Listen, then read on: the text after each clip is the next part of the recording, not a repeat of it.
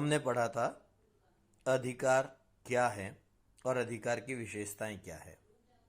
मैंने आपको ये बताया था कि अधिकार मनुष्य की वे मांगे हैं जिन्हें समाज स्वीकार करता है और राज्य लागू करता है। हमने विस्तार से अलग अलग विद्वानों ने जो अधिकार की परिभाषाएं बताई हैं उसको देखा था और उन परिभाषाओं के आधार पे जो अर्थ निकल कर आता है उस अर्थ को भी जाना था। उसके बाद हमने ये भी समझा था कि अधिकार की विशेषताएं क्या क्या होती है, उसके लक्षण क्या होते हैं, उसके तत्व क्या होते हैं। आज हमारे पढ़ने का विषय है अधिकारों का वर्गीकरण। जब हम अधिकारों के वर्गीकरण की बात करते हैं तो मुख्य रूप से अधिकारों को दो भागों में बांटा जाता है, एक नैतिक अधिकार और दूसरा कानूनी अधिकार। नैतिक अधिकार वे अधिकार होते हैं जिनके पीछे नैतिकता की शक्ति होती है।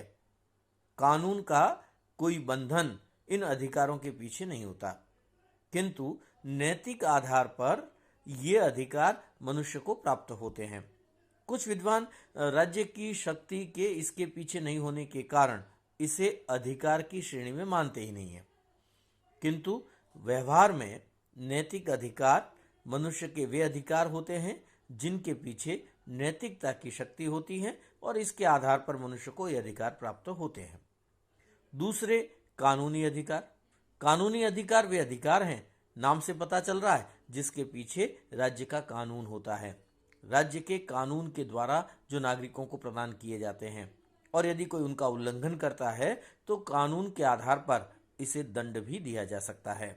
ये कानूनी अधिकार होते हैं। कानूनी अधिकार भी फिर जब हम वर्गीकरण करें तो मुख्य रूप से दो प्रकार के होते हैं, एक सामाजिक या नागरिक अधिकार और दूसरे राजनीतिक अधिकार।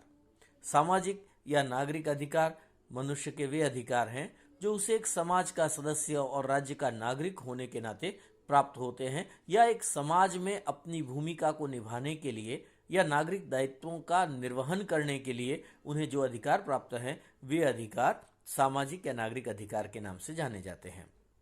और राजनीतिक अधिकार वे अधिकार होते हैं जो मनुष्य को राजनीतिक कार्यों में सक्रिय रूप से सहभागिता निभाने के दृष्टिकोण से प्राप्त होते हैं, प्रदत्त होते हैं, वे राजनीतिक अधिकार होते हैं। हम सामाजिक या नागरिक अधिकार और राजनीतिक अधिकारों का भी फिर से वर्गीकरण कर सकते हैं। सामाजिक या नागरिक अधिकारों को के अंतर्गत जिन अधिकारों को हम शामिल करते हैं उनमें जीवन का अधिकार, समानता का अधिकार। समानता के अधिकार भी अलग अलग तरह के हैं, राजनीतिक समानता का अधिकार, सामाजिक समानता का अधिकार, आर्थिक समानता का अधिकार। फिर समानता के बाद स्वतंत्रता का अधिकार।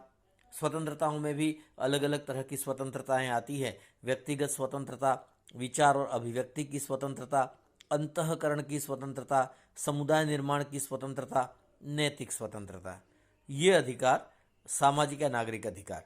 और सामाजिक और नागरिक अधिकार में स्वतंत्रता के बाद संपत्ति का अधिकार भी आता है, यानी प्रत्येक व्यक्ति को संपत्ति अर्जन, धारण और व्ययन की स्वतंत्रता होती है। रोजगार का अधिकार, शिक्षा का अधिकार और परिवार का अधिकार, यानी परिवार बनाने का अधिकार, विवाह करने और परिवार को आगे बढ़ाने का अधिकार। ये सामाजिक या नागरिक अधिकारों की श्रेणी में आते हैं जो कि कानूनी अधिकार हैं। और कानूनी अधिकार का ही दूसरा रूप जो राजनीतिक अधिकार के नाम से जाना जाता है। राजनीतिक अधिकार में मत देने का अधिकार यानी वोट देने का अधिकार, चुनाव में खड़े होने का यानी उम्मीदवार बनने का यानी निर्वाचित होने का अधिकार, यह भी एक राजनीतिक अधिकार है। योग्यता के अनुसार सरकारी लाभ का पद यानी सार्वजनिक लाभ का पद प्राप्त करने का अधिकार, ये भी एक राजनीतिक अधिकार है। आवेदन पत्र और सम्मति देने का अधिकार और सरकार के गलत कार्यों की आलोचना करने का अधिकार, ये अधिकार राजनीतिक अधिकार कहलाते हैं। तो इस प्रकार से आज हमने ये जाना कि अधिकार कितने प्रकार के होते हैं, अधिकारों को हम विभाजित किस प्रकार से कर सकते हैं, अधिकारों का वर्गीकरण किस तरह से करते हैं।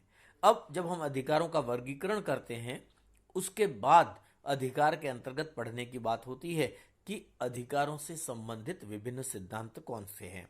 जैसे प्राकृतिक अधिकारों का प्राकृतिक सिद्धांत या अधिकारों का समाज कल्याणकारी सिद्धांत या कानूनी सिद्धांत, अलग अलग प्रकार के अधिकारों के सिद्धांत हैं। अगले अंक में हम अधिकारों के इन सिद्धांतों के बारे में विस्तार से जानेंगे।